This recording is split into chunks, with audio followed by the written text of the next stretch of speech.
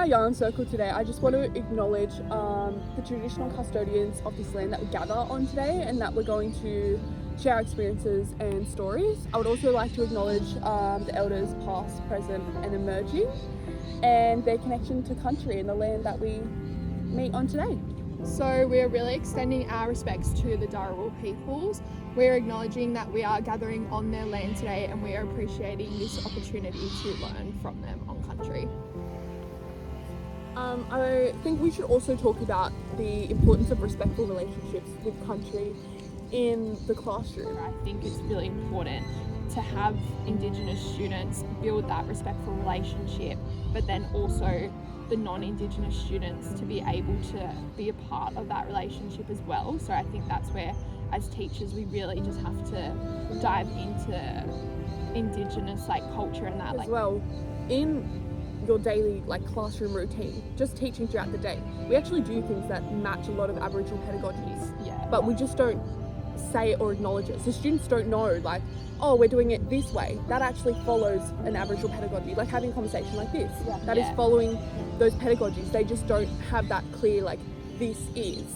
So that they can see how it is a part of our daily life. And without that knowledge, if the children don't have that knowledge and we don't have that knowledge, they can't grow that pride and they can't develop that sense of self because they're not aware that they already have it and they're not aware that they're practicing it. That is a really good point. They don't know that that's what's happening. Yeah. So as much as it's not putting a label on it, but I think acknowledging in those moments that is what it is, as you said, builds that awareness to then bring the pride in. And then that awareness is then going to really build that relationship for everyone as well.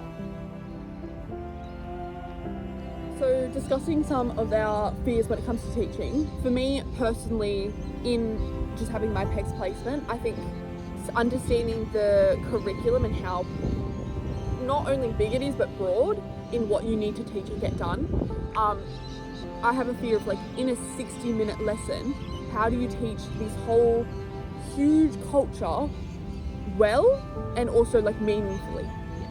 So that's my fear, is how do you get that thought across in the time frames we get in a 6-hour day of teaching. Exactly. And similarly, when you do touch on it, is it that surface level? Is it just tokenistic? Yeah, I've taught about that culture, so now it's done and the box is checked. And how do we actually keep that knowledge going? Yeah, so I think that's as well, if we are, for my fears, if we are going to touch on it on a surface level, I then kind of fear how we're going to continue to pass that knowledge down. So we really need to think about how we're going to build it into our everyday teaching where we're not just touching on it on a surface level. For our next steps in our teaching, I really feel like it's important to have that PL training in a sense that it's from Indigenous perspective. So really getting those Indigenous elders into the school, or people who do identify as Indigenous, and really hold that strong knowledge. I think then for us as teachers, you really get to see the passion that these people have about their culture, and I think that's something really special, which then allows us to kind of tie into more of appreciating Indigenous culture and appreciating country and what it provides for us. So really getting that strong PL training that's really meaningful for teachers. Yeah, and when we did our video and when we planned our video, that we're learning from country always constantly, but also we're learning from each other. We're learning from our students that may have Aboriginal background or grandparents or some connection to country in their own way. We can learn from them, and then our staff are our co-workers that do have that knowledge. We could constantly be learning, teaching each other, so it's not just that once you have that training session, you're done, you've ticked the box. It's that constant continual. It's just that starting small. We don't need to jump to such big extremes. It can just be small little steps that we build up on for us and our students, because it can be overwhelming for them too. Yeah, that's a good point. And especially for the different year or stage levels. A kindergarten to a year 6 student, we can all learn about country, but I feel like it's quite a concept. And I think the way you will teach it will depend on what year level and stage it is. And not that the practices can't be embedded and they can be doing it, but maybe their cognitive level of what they understand will be different. So it's really starting small and building up as they progress throughout school to make sure we're having that continual knowledge and appreciation and understanding. I think consistency. Yeah. That's probably the main thing. Yeah. And as you said, like little things every day. And like in planning of our video and making our concept of country as library, I think the English KLA really came through of we're constantly being told we need that like concrete material, concrete books, videos, something for the children to look at instead of an abstract concept of we are always learning, we can always communicate through different ways.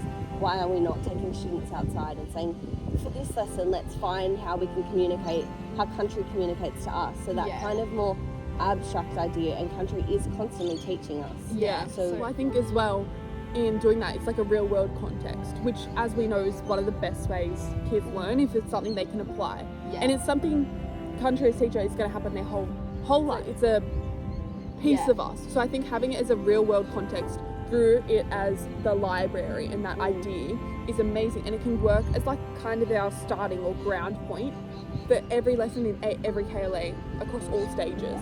It's a really good place to start for that understanding, I think. And like you were saying before with those stages, by framing it as a library, you can take and borrow whatever you need to. So for those younger kids, you can teach them about something maybe a smaller, more concrete concept that they can grasp. And as they develop their learning, as they get to those higher stages, that's when you really start to get into like the nitty gritty, and they help them develop more of that. So it's giving us like a basis for every stage. And then country really is teacher across all stages, across all KLAs. Like that continual learning, it's really being embedded, it's appreciated, it's continued throughout their whole schooling to really give them that strong knowledge. Thanks, Carol. We love you, Carol.